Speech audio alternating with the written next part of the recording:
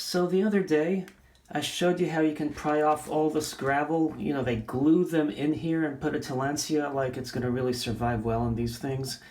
And they sell them, and then you can find them with dying tillandsias and get these at a discount price, like at the clearance. Anyway, but because this gravel is glued in, it took some work to get it out. But now I have this nice terrarium. So what I'm going to do is an unboxing of the orchids I purchased to put in there. So here I have the top removed. So they put this bubble wrap, and let us see what we have here. We have one labeled P. I don't remember all these names, so I'll put them in the description. So that is a hook that they added with it. That's nice of them. And this orchid, this is just a Psygmorchis, like the one I purchased a few weeks ago and killed. It's from the same seller. This one has fewer leaves than the one I purchased, but it looks like it's happy, so let's keep it happy this time. I want to fold this carefully back so that when I set up the terrarium, it will survive in there. So, actually going to fold this that way and stick it back in the bag. Now let's look at the next one. I ordered 3 and they gave me 4. Wow. No, I think I did order 4. This is a Bulbophyllum, hence bulb. And these are all miniatures and some are like blooming size. Wow, that's going to look really nice in the terrarium.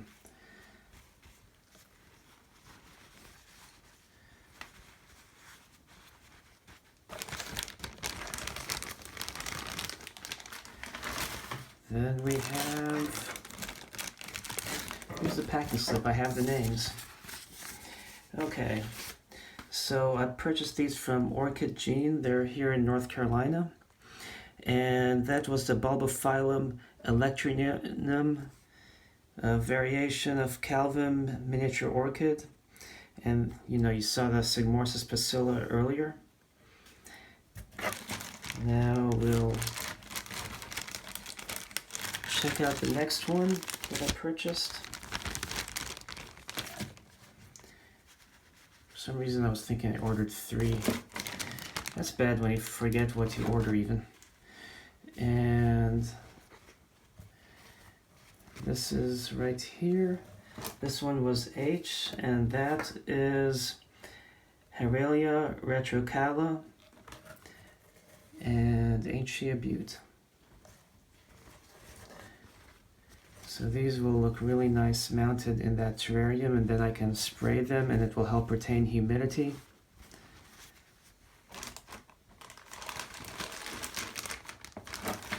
Of course, I'm going to have to take them off the wood mount.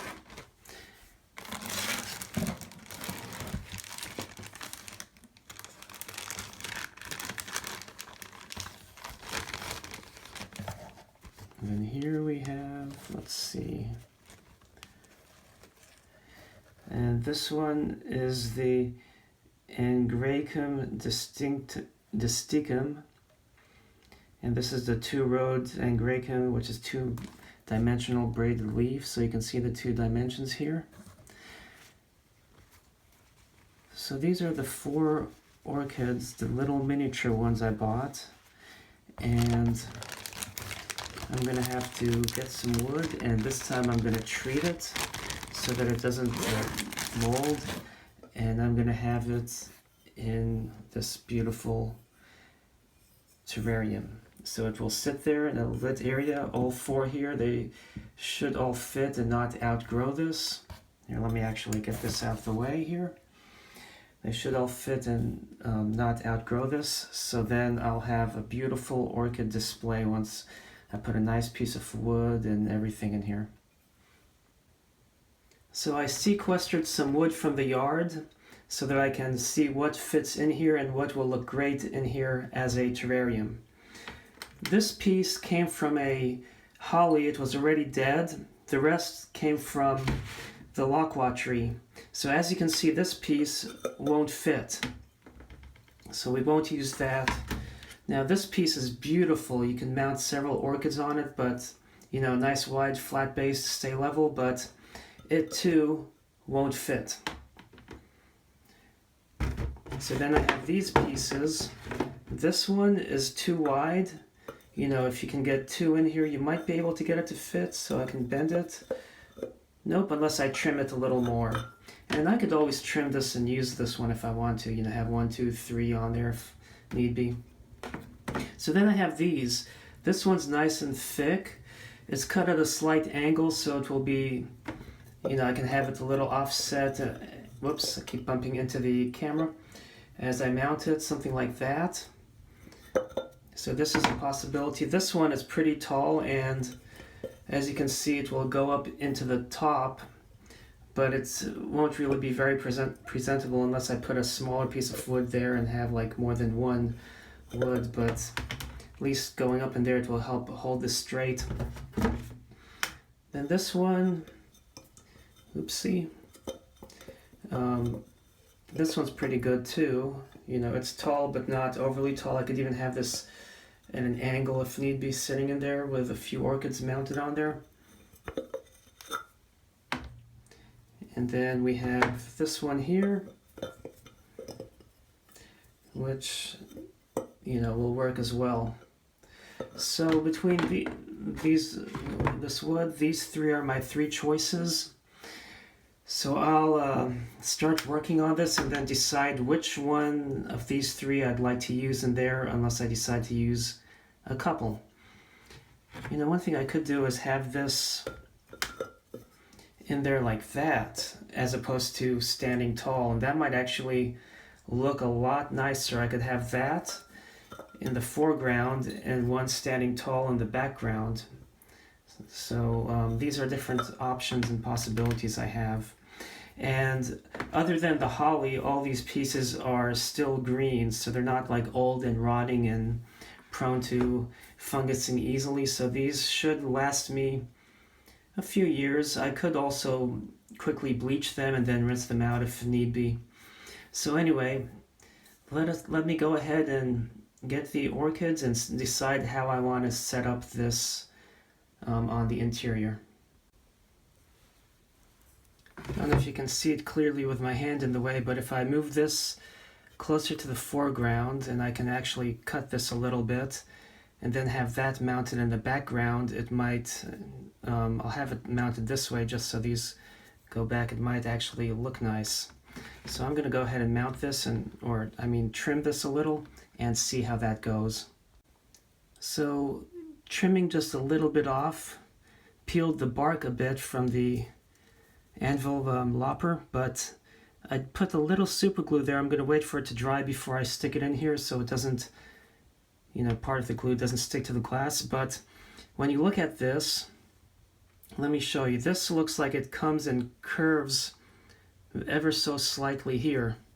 So I'm actually going to have this side facing the front, so it's almost like it's going to be leaning back and then with an angle like that. So I may just put one thing, may just put this in there and not the others, and I'm getting super glue on my hands. I don't want it to rub off on the glass. So now what I can do is go ahead and set the media in here and mount these orchids on here. Oh, I'm going to leave this top piece peeling because then an orchid can enjoy its roots in there. And unlike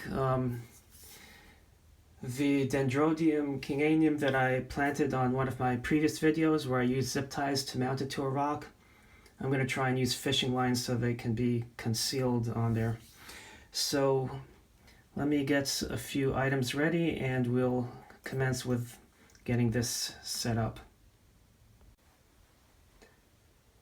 Okay, so I won't be needing these at the moment, and I took a distilled water cap from a gallon distilled, and I'm thinking I'll glue this on there, and that will give it a firm foundation into the media, which I'm using peat moss, and I got this from a pot in the yard.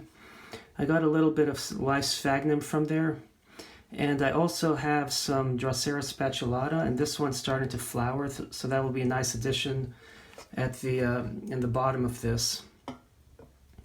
So to get started, I guess I do need to get some super glue, and I'm just going to put a little super glue here and stick it in there, and hopefully the super glue will stay on there. Okay, I put some super glue under here, but I forgot to record. I don't know if it's going to stick to that. Plus the branch is wet, you know, it was a live piece. Now while it's drying, I'm going to go ahead and put the peat moss at the bottom. This peat moss is a little too wet, so at least I won't have to water it for a while. And one reason why I didn't peel like the bark off the wood, this is the other example I'm not using, is because you think about trees, they're wet on the inside and dry on the outside. Now with the humidity of the terrarium and the wrapping of sphagnum moss around the roots, that should help them retain moisture without being overly wet to cause root rot, so that it can breathe with this being open and with these breathe holes here.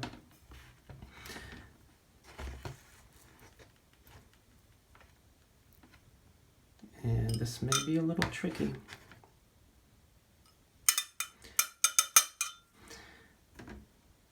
Okay, that should suffice. If not, I have extra.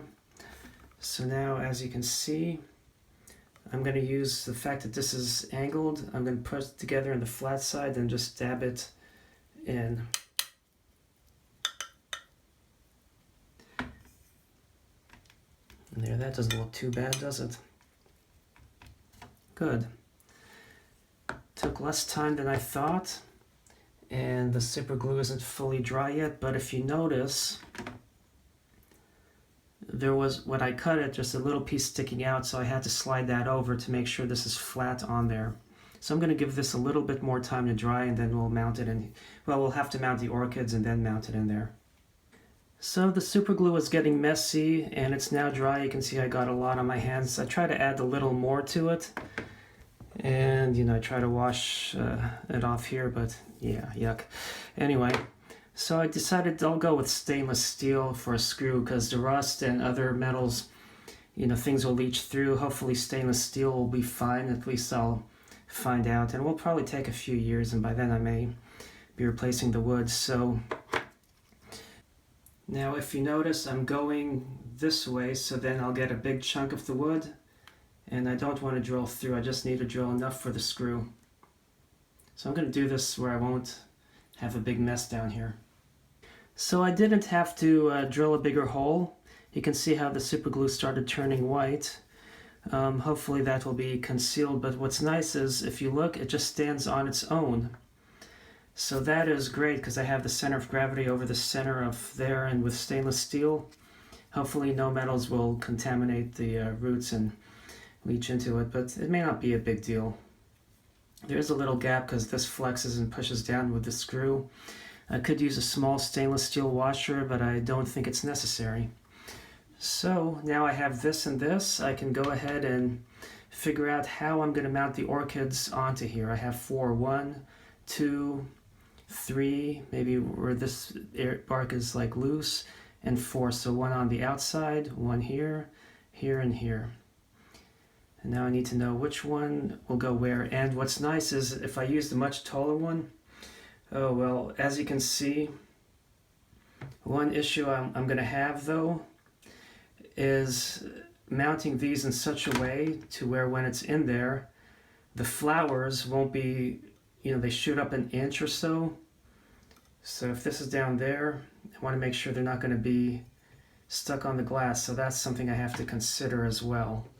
So I ended up cutting this shorter, and I used, even though the screw isn't countersinked, I had a stainless steel finishing washer, so it actually worked out really well.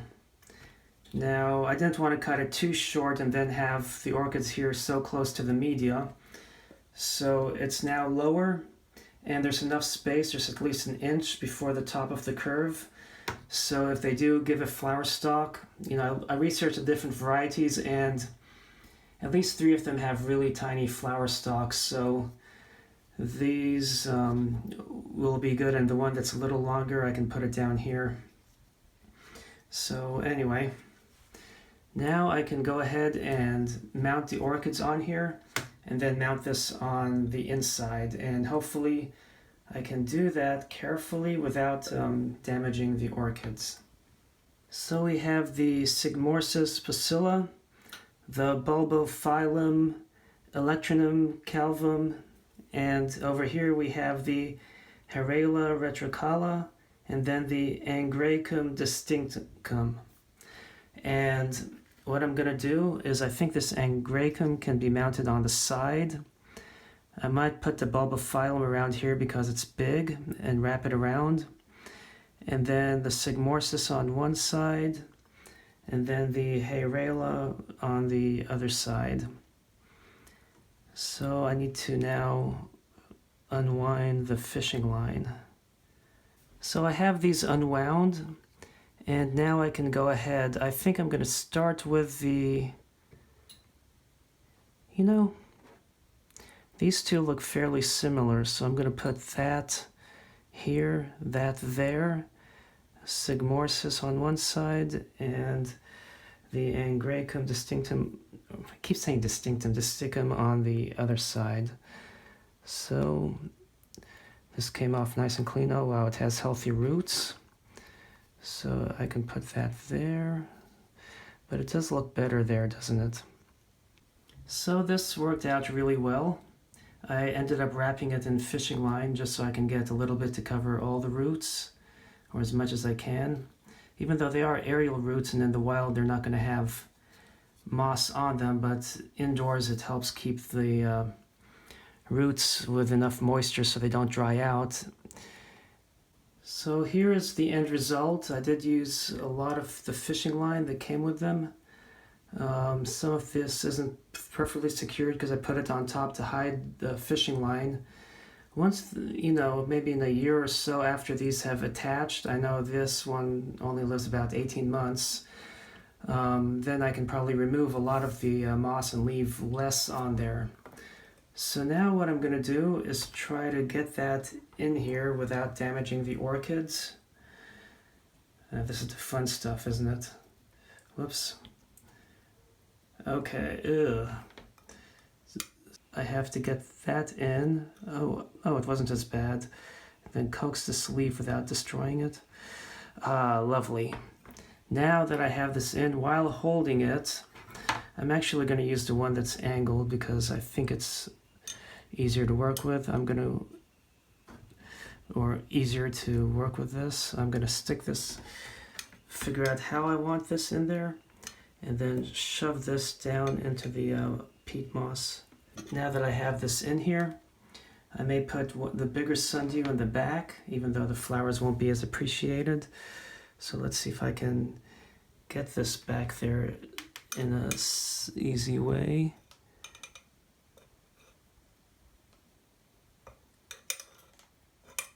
Now the tricky thing is when I use orchid fertilizer, sometimes people say with certain carnivorous plants, usually pitcher plants, some people suggest a little orchid fertilizer, but I usually don't use any fertilizer on carnies. I'm not going to take the risk, but it won't be easy to avoid. And I'm trying to just find, there was one piece of, there was a smaller segment of, oh here it is, yeah, here we go, sundew. So I'm going to put this tiny one here.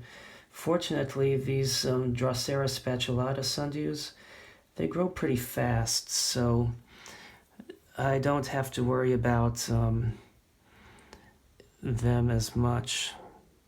And I'm going to stick this sphagnum here, and hopefully I'll have a carpet of green sphagnum over time growing at the bottom. And I guess I could put more. And even the brown sphagnum, like these pieces here, can eventually be revived from being in constant moisture and humidity. So I could actually take this and put it in there, take these small fibers, drop them here and there. Ooh, uh-oh. Actually, nah, that's better. Drop these here and there and watch them come to life and grow. Okay, so now let's look at the final product from the front. And hopefully we won't have to do anything else but water by spritzing. And then maybe a little extra down there if need be. So let's check it out. So here is the final result. I ended up turning this a little bit just to give it a nicer perspective in the container.